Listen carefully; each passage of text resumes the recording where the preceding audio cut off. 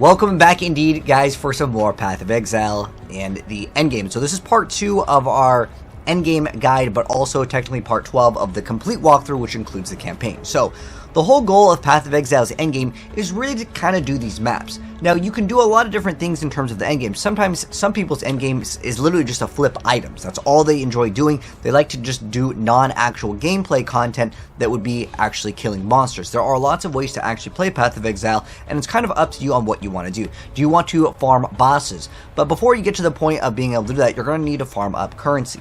So there's a lot of different currency strategies, and honestly, some are going to be a little bit better than others, but overall, most of them are going to be somewhat viable, as in, like, there's not one currency strategy that it's going to net you 0 profits. You just keep on playing the game, keep on doing maps. Your whole goal is to get to red maps and basically fight off some of these stronger bosses. If it's your first time, I highly recommend you guys to try out all the bosses. However, some are going to be more difficult than others, and I'll kind of add a little bit more to the guide in terms of that. But basically, in terms of doing like the map and completing your map atlas, this is the main goal. You start off with the white maps, then you work into the yellow maps. Now, with yellow maps, you want to make sure that they are going to be a higher tier if you're going to be modifying them in some sort of a way. Now, if I remove these watchstones over here, we can actually make the maps turn colors. We'll talk about this mechanic a little bit later on, but you'll eventually get these as you defeat certain bosses. But to sum it up, you're basically going to start off on white maps. You want to make sure they're magic so you can get your skill point on the atlas tree. Next, you want to do the yellow maps, and you want to make sure that they are going to be a rare or higher. It can vary depending on, because I have watchstones in right now, but for the most part, you start off on your white maps. You want to make sure they are magic or higher. The easiest way that you can check if you've done them is to hold Alt on your keyboard. You can see I've completed this map, and I completed all of these ones. These will give you your Atlas point passives, and I'll go over like the passive tree as well as the Atlas passives in a moment.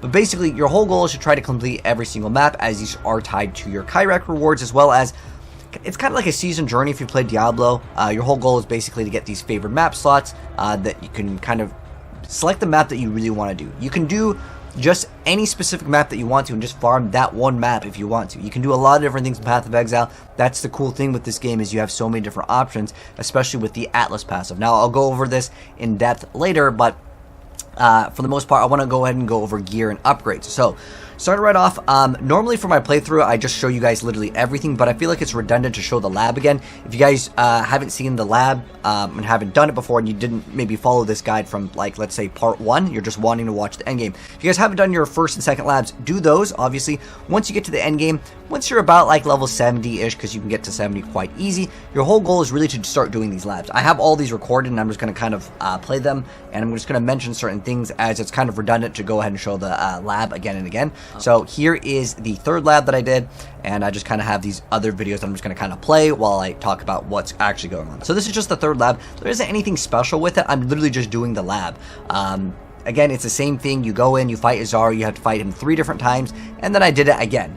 Another thing I want to mention is, since I actually did my final lab with a person here that needed to also complete it, you can actually have people pay you Chaos Orbs to do the lab, which is actually a really cool thing. You could be a lab runner. If you want to just run labs the whole time, you can charge people for it.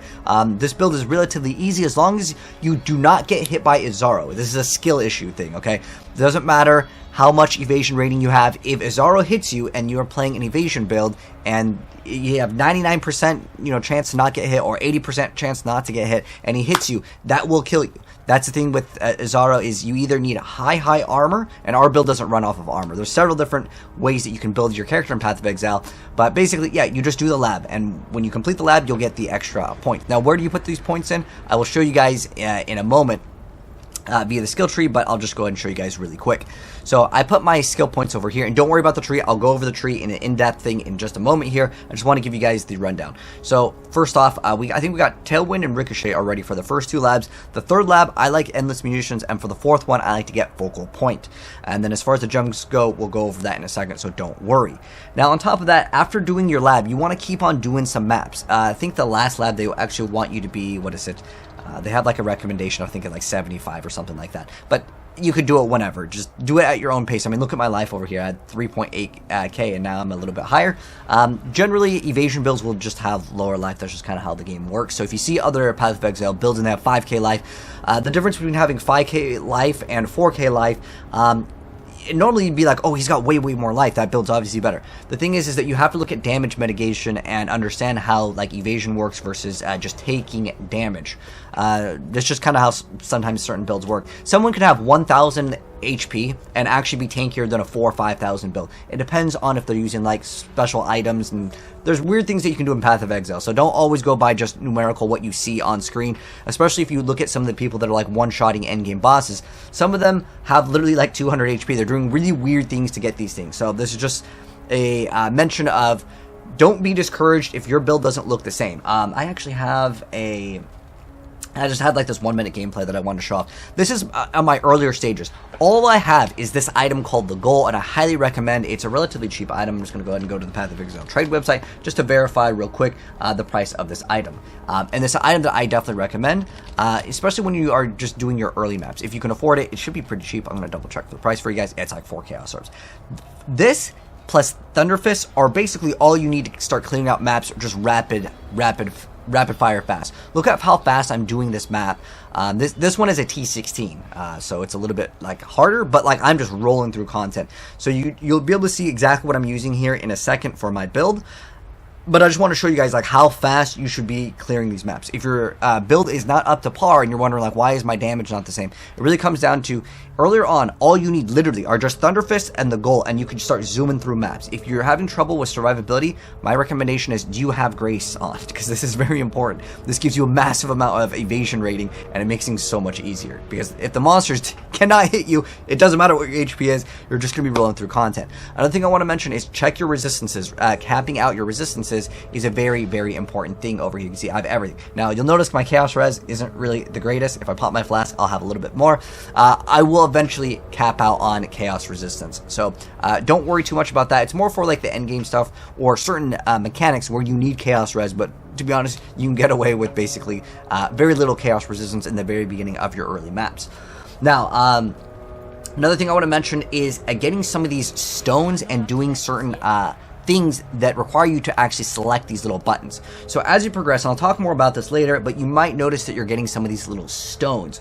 So these little stones over here, you'll obtain these when you just go ahead and talk to like an NPC. You'll see there's an NPC sometimes. It's like this guy that talks about the Maven, and basically you'll get this item called the Maven's Beacon. All you do when you get this quest item is just go over to your map device and you just touch it. That's literally all you do, and it just basically allows you to interact with the more advanced bosses. And there's also like a orb that you can get, the Luminous Astrolabe. There's another one that you can get, and there's another form of a boss that you can actually get. It's another thing that can drop. Once you start doing more maps, you'll notice that this thing will drop. I think it's somewhere in here.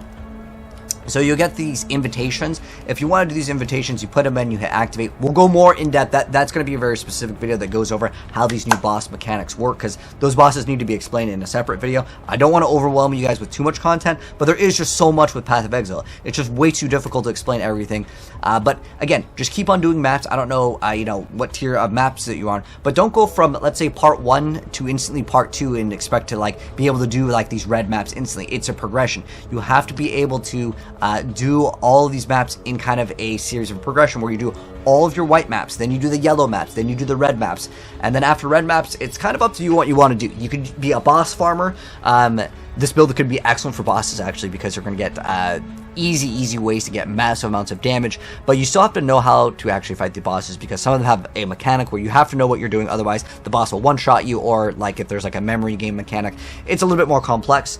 But I don't want to make this video too long, so I'm going to go ahead and actually put in my build and kind of explain how the upgrades and progression are with the current build for my Deadeye here, so you guys kind of follow along in terms of the skill points as well as all of the gear. I'll go over that in just a second here, but yeah, just keep on doing maps. And the reason why I'm going to give you guys the build also is, keep in mind, you don't have to get some of these upgrades immediately. It can take time. That's part of Path of Exile, is putting like, tons of hours into the game, and you can always improve your character. If you played like, let's say, Diablo 3, at some point you feel like you kind of max out. Path of Exile, it's like basically infinite in terms of scaling for a lot of different builds. But for the most part, your whole goal is basically to do these maps and then get more gear. And the most important thing, and I gotta like stress this one more time, because people ask about all the time about like, I'm not doing enough damage or I don't have survivability. These are the two things, okay? Survivability, make sure you have grace, okay? The next thing, make sure for damage you have Thunder Fist. The thing to make you go zoom zoom, because I get this asked all the time, because I just stream, people just come by the stream like, dude, this build looks awesome, do you have a build guide for us? And I just linked them part 1 of the build guide. The goal is what allows us to go super fast. And then on the tree, which I'll explain in a second, we get shrines. That's how we go super fast, and we have all these other buffs that nothing in the game is going to give you the same level of like power feeling that the goal has, with the exception of Headhunter, which is a super expensive item that most of you guys will probably never see unless you're willing to put hundreds of hours into the game, because it's not an easy thing to farm. Unless you get lucky, but that's the thing with luck and you know, any action RPG that has items that are super rare. But anyways, let me go and show you guys now the build, and keep in mind, you can upgrade when you get the chance to do this. But these 2 items, very cheap. 4 Chaos Orbs for this, 4 Chaos Orbs for this. I guess actually don't get a corrupted one because it's going to be a nightmare to put the sockets in, but the other one's like 5 Chaos Orbs. It's cheap. You guys can do it. I believe in you. Also, one extra quick thing. Offering to the Goddess. If you want to do the final lab, you need to get one of these. You can actually purchase these from other players. There are a few Chaos Orbs, or you can just find it inside of maps to do the final lab. You have to go to a endgame map, and then you'll go through a portal if you want to, and you can guarantee 100% of the time get an offering to the gods. But the easiest way, honestly, is just trade it via another player. It's way easier. And if you're stuck doing the lab and you can't do it, you can hit the S key, and you can look at the public parties, and you can look for people that are either doing carries in labs or whatever they're doing. Go to specifically Act 3 and just look for people. There's always people that are doing lab carries. You might have to pay them a couple Chaos Orbs, but they will carry you through the lab if you can't do it yourself. But with this build, I think it's really easy to do the lab as you are ranged. The only problem is really when you're playing melee, which I never play. But anyways, let's go ahead and resume the content. Alright, so I'm going to do a kind of an update in terms of the progression, and keep in mind, you don't have to get any of these upgrades immediately. It's just kind of a, if you can get these, feel free to go and do so, as we've just gotten 2 of our Void Stones. I'll explain what that means later down the line. But for the most part, I think some people may want to get some upgrades earlier, so let me go over what I currently am running. So our main source of our damage is just going to be some Thunder Fist. Right now we're running Hypothermia, Lightning Arrow, Elemental damage with attacks, and slower projectile supports. I just happen to roll these colors.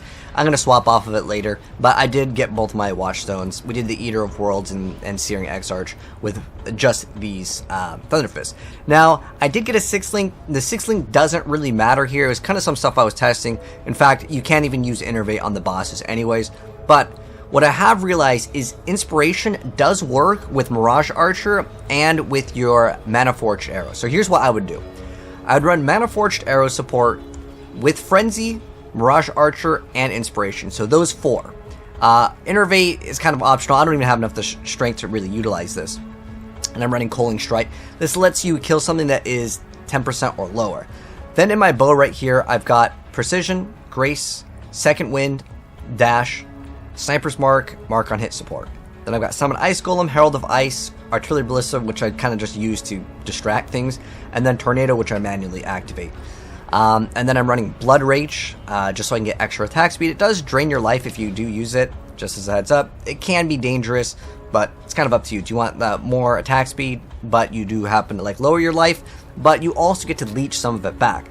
Now, I already have Leech in my build, so this physical damage leeches life, it still kind of mitigates some of it because I haven't converted all my damage to lightning, which is something that we plan to do later, or just convert it to any element really, and this is the ring that I'm running. So I ended up getting the 6-link, and I just crafted evasion rating on it, just with an essence. Nothing too big though. Ideally just something that has high evasion rating, and if you really want to get a really cheap item, one I could recommend is called Cosprey's Will. It can have a very high evasion rating. It's usually like 1 Chaos Orb, but it'll also give you Chaos Res. And that can be an option. You get something with life. I opted to not get something with life, and the reason why is because on the tree there's a new passive mastery that will give you 15% life, which is way worth it over like 100 flat life. And then here's what I'm running for my belt. Ideally, just resistances, some life, and elemental damage with attack skills. You can craft that onto, or just craft whatever you want. You can craft a multi-res if you want, so like lightning and chaos, or cold and chaos res is usually like what people go for. My boots are absolutely terrible still. I need to upgrade these, but when I'm running in my boots, I'm running life tap, so it uses my life instead of my HP to use this skill. Cast when damage taken, steel skin, and it's a lower level one because I don't have the strength required. and it's fine. You don't have to have a high level steel skin. It's just to kind of mitigate the bleeds from like larger hits, and then increase duration support. And that's going to be wrapping up for the gems. So in terms of our quiver, just elemental damage with attacks, and then life, and if you can get resistances, that's good too. Now, the one important thing for the build is going to be Vengeance Cascade. What this allows me to do is my projectiles will all return. And it's really good because it actually got a massive buff. It used to only return from final target. And so what people would do is they would run a pierce setup and pierce either Tornado or a Hydrosphere, and it would be really, really good for that ability. But you're just looking for any amulet that has the enchantment, and how you search for this over on the trade website is actually going to be a little bit complex. So you have to go to allocate, enchant, and type in Cascade, and you type in Vengeance Cascade and you hit search. Usually minimum it's going to be the 50 for like literally garbage, so try to search out for one that could be okay. Like obviously this one has resistance but no HP. Ideally, you get HP resist. Look at mine. Mine's not like the greatest. It has 1 resistance. It does have HP as elemental damage with attacks, but it could be way better. We can get crit multi. The implicit on it is relatively mediocre because it doesn't really help us out. Other than, I mean, it gives us extra rarity, but at the end of the day, yeah. Now, in terms of the items that I'm running, the gull is really key here. It's one of my favorite things, and the reason why I love it is because it's able to let you clear out maps super fast. It increases the shrine buff's duration on you and increases the effect of the shrine, so you get to go super fast. I like it, and it's a super cheap item. It's like, what is it, 5 chaos? You're not going to get anything better in terms of clearing maps. This is amazing, but for bosses you can remove the gull because there's not going to be any ability to kill enemies on most boss fights in the game, especially the pinnacle bosses. There's no small things to kill. There is something that you can do that's a trick with some flasks, but we're not going to get into that. But for the most part, swap it off when you are doing bosses. I actually did the double watchstones with it, and it's terrible because there's nothing else to get your shrines because there's no shrines on bosses for the most part. So yeah. So that's what I'm running in terms of gear, and then in flasks, I'm running at Seer's Promise because I don't have my Chaos Res capped. We could definitely use some more Chaos Res.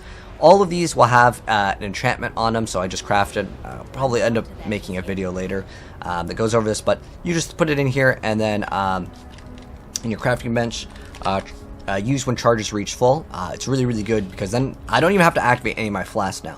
Now, as far as the tree goes, I'm going to go into crit. But don't feel like you have to go into crit. This is what I'm running right now. Feel free to pause it, take a screenshot, whatever you need to do to kind of get, in terms of the masteries, nothing too special. My bow happened to have increased projectile speed at 45%, so for one node to get increases to projectile speed also applied to damage with bows. That works out. In terms of the Crucible mechanic, this is what I ended up getting. The only thing that was like really useful is it applies lightning exposure on hit. That makes him take 10% more damage, so that's okay. And then also, just to make sure our accuracy is up, I did get another one where we get 100% or 100 accuracy rating per green socket on equipped bow, because I still right now have precise technique. Eventually, I'm going to swap off a precise technique. I'm removing it completely, and then what I'm going to get instead is I'm going to get crit. Instead of getting Master Fletcher, I'm going to be getting King of the Hill. Now, this is kind of something that it's optional and it's kind of random if you're going to be able to get it. There is this node on the Crucible passive tree, which I'm going to apply onto another bow, which makes it so bow attacks fire an additional arrow. I already have this right now, but I'm going to basically go on this side of the tree and get all of the crit instead of getting this one, because it's basically right here anyways. And then I'm going to remove precise technique and basically start scaling into crit. We're going to, instead of this, I have this other bow, and I actually started doing some of the stuff that I plan to do for the league, which is I got literally a perfect Widow Hail. I don't recommend getting this bow, by the way. This is something for people that really want to go further into the game, because to scale this plus this is not cheap. And I kept, in terms of like doing the content for beginner, I mean, this is what I'm using for my damage. This bow is not super amazing. It just happens to have some nice resistances and a bunch of damage. But in terms of the bow, like if I was to search for this bow that just has this amount of elemental damage, that's the only thing that really matters here. If I go search, you can see 7, 8 chaos, not really that much. Increased projectile speed doesn't really matter. because you can get attack speed, which is usually going to be better anyways, because it would save you a point. But that's the only thing that really matters, is getting a bow that has high DPS. Eventually you will want a 6-link, and I do have a 6-link, and I plan to use this one, but I have to get, this tree is absolute garbage for the Crucible, so I'm going to basically get this other item, and I'm going to move this skill tree onto the other one, which is a Crucible mechanic for like the super far like endgame. But I plan to use Widow Hail and get triple the stats of this quiver, and then we're going to become an attribute stacker. Is something I kind of want to do, but I want to make sure, of course, for a beginner's guide, I didn't go into too much complexity, because to do attribute stacking, it's not cheap and it's not very beginner friendly. But I'm just giving you guys some, insight of what I have been doing, because yeah, obviously I can go to I already have a 6-link, but I didn't use the 6-link for damage, just so of course the beginner's guide could be more friendly in terms of being able to like complete all of the content. Now, in terms of our Atlas, this is, once again, feel free to pause. So what I did is I went and grabbed all of the shrines first, except for this one. I don't really care about the Covetous Shrine until later. Now I can actually put a point into it. But I got basically all of the strong boxes except for the operative ones, because I don't care about the scarabs, because I got the Stream of Consciousness. The important thing is, if you want to copy it, again, feel free to screenshot, whatever. I love to get anything that has to do with getting my map sustain earlier on. So there's this one that says maps. If I just click here, it'll highlight all of these ones. So I get all of the ones that make our map tiers higher, and also get extra maps. And there's a lot of these small nodes here where you have a 2% chance for a monster in each one of the maps to drop an additional connected map. Map sustain towards the end game is very important, as you want to be able to continuously play the game without just having to go buy maps from other players. It's annoying, I hate it, so that's what I spec into, and I actually really liked it, and I will definitely do it again. I don't even do any of the league mechanics. I blocked literally every league mechanic off, if you're wondering what I did. And the reason why I do this is I want to complete all my maps as fast as possible. So if we look at the Atlas right now, you can see I'm at 92 out of 115. I'm almost completed all of the maps. And some of the boss fights, in terms of like doing the Maven stuff to get the other Watchstone or the Elder, is not too difficult. But the Maven one, it can be challenging for the first time. So that's how we're getting our first 2 Watchstones, and like kind of what I did. And I would say it was a relatively smooth progress. But I'm going to go eventually into crit, which I'll talk a little bit more about later when we actually finish my bow. And it's going to be insane. But keep in mind, if you want to keep with precise technique and you don't want to go crit, I'm just going to go ahead and show you what I'm going to do with crit. As crit, pretty much in terms of, if you look at like any of the top builds, they're eventually going to go crit anyways. And the reason why is it's much better. However, crit is so expensive for the most part, especially in the earlier stages. Also want to mention, you don't need these 2 nodes. I put these 2 nodes because I'm going to remove these nodes as I'm going to go crit, so I don't need all of the accuracy. As long as my accuracy, in terms of my chance to hit, is high enough. Oh, also want to mention, the reason why we have Herald of Ice, because someone was asking me this before, they're like, why are you going to Herald of Ice?